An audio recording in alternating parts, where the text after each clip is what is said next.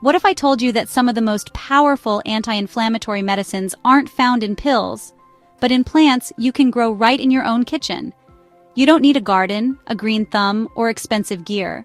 Just a few simple techniques that could transform your health, your meals, and even your mood. In today's video, we're diving into 3 incredibly easy ways to grow your own anti-inflammatory superfoods at home. These plants don't just taste amazing. They help your body fight inflammation, boost immunity, and support long-term wellness. Stick around, because by the end of this video, you'll know exactly how to start your own healing garden. Whether you've got a balcony, a windowsill, or just a jar on your countertop, keep watching for the 5 bonus tips at the end of the video to ensure your home-growing superfood projects are always a success. Most people don't realize this, but inflammation is at the root of so many common health problems. From joint pain and fatigue to heart disease, digestive issues, and even brain fog, chronic inflammation can quietly damage the body over time. The good news?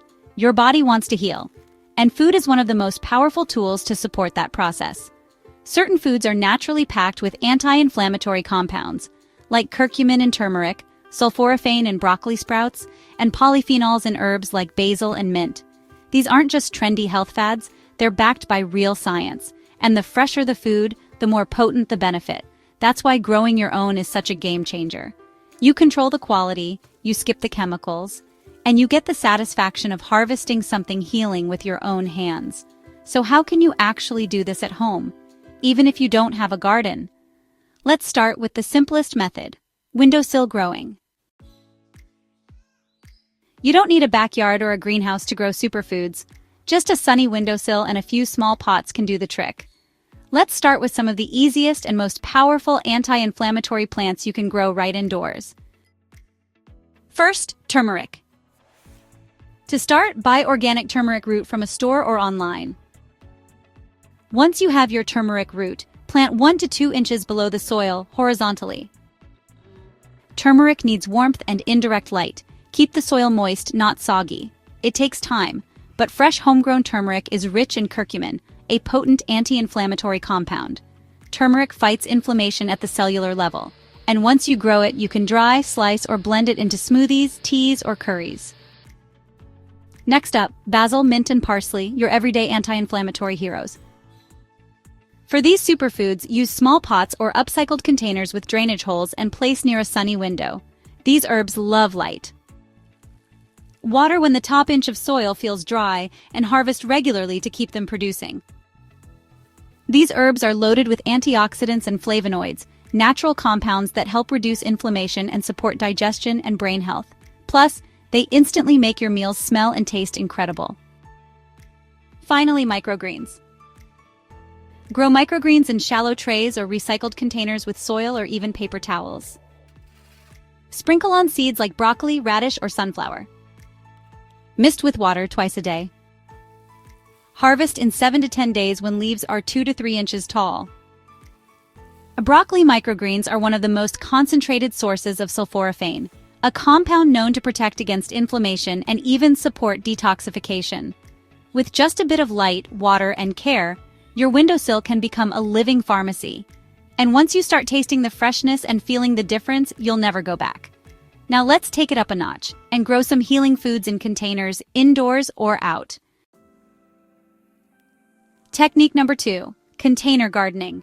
If you've got a patio, balcony, or even just a corner of your kitchen or living room, container gardening opens the door to a whole new level of homegrown healing.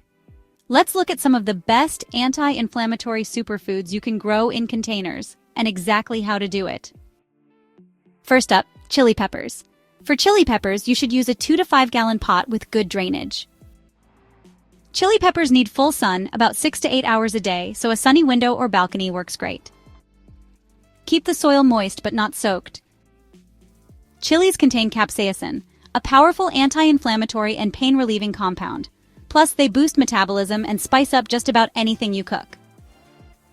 Next up, ginger.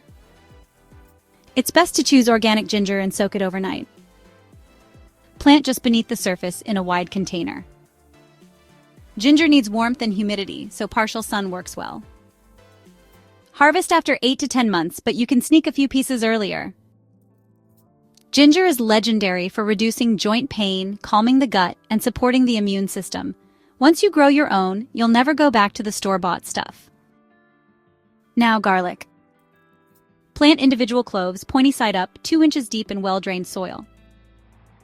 Garlic needs a sunny location and moderate watering. It takes a few months to grow fully, but green garlic shoots are edible earlier.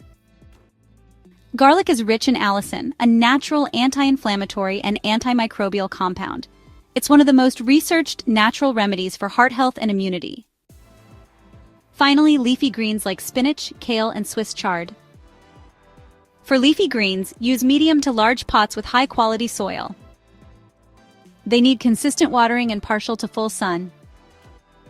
A top tip for these is to cut their leaves often to encourage new growth.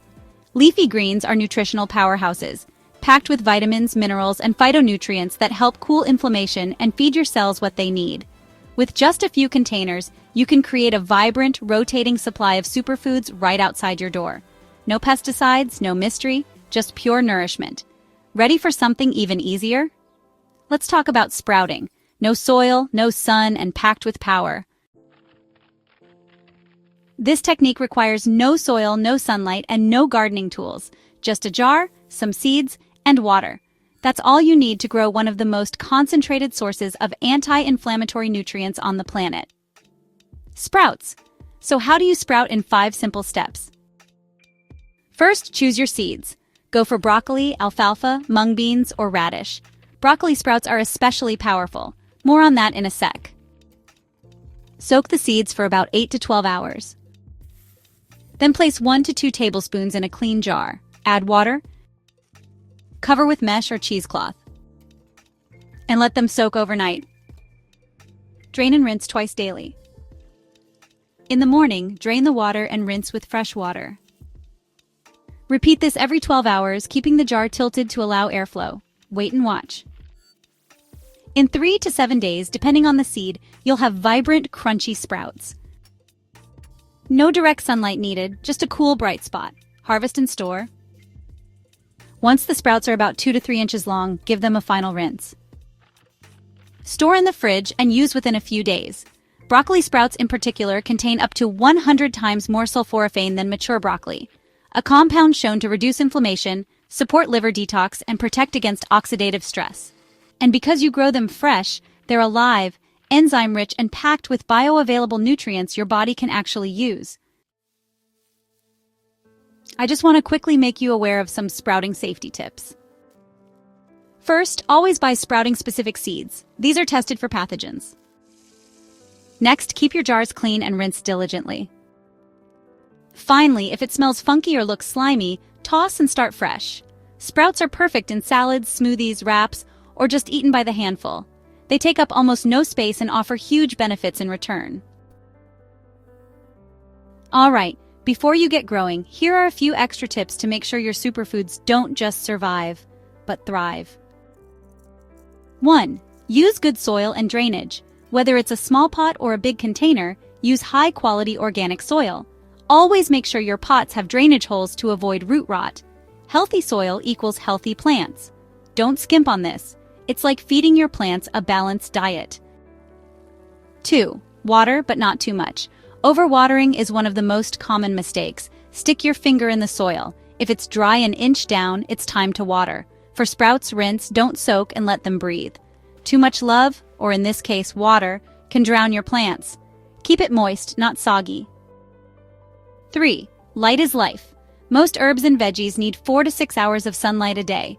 For darker homes, consider affordable grow lights to supplement. No sun? No problem. LED grow lights are cheap and easy to use, perfect for winter or small spaces. 4. Harvest regularly. Don't wait for your plants to get too big. Regular trimming encourages new growth and keeps plants healthy. Think of it as pruning your health garden. The more you harvest, the more you'll get. 5. Don't be afraid to fail. Some seeds won't sprout, some herbs will wilt. That's okay. Every attempt is a step toward mastery. Remember, you're not just growing food, you're growing a skill. Keep learning, keep planting. And soon, you'll have a living, edible reminder that healthy living doesn't have to be complicated or expensive. It can start right at home. So let's do a quick recap. Today, you learned 3 simple ways to grow your own anti-inflammatory superfoods at home. Windowsill growing, perfect for herbs like basil, mint, turmeric, and powerful microgreens. Container gardening, great for ginger, garlic, chili peppers, and leafy greens, all anti-inflammatory powerhouses. Sprouting, the easiest method, no soil, no sun, just nutrient-packed sprouts in days. Whether you have a big backyard or just a kitchen counter, you can start growing your own healing foods today. Imagine walking over to your window, snipping some fresh basil, or blending up a smoothie with your own broccoli sprouts. Grown by you, for you. And if you start with even one of these techniques this week, you're not just growing plants, you're growing a healthier version of yourself. If you found this video helpful, give it a thumbs up. It really helps the channel. And don't forget to subscribe for more natural health tips, home-growing guides, and longevity-boosting habits. Drop a comment below and let me know which anti-inflammatory plant are you going to grow first. I'd love to hear what you're starting with, or if you've already got something growing.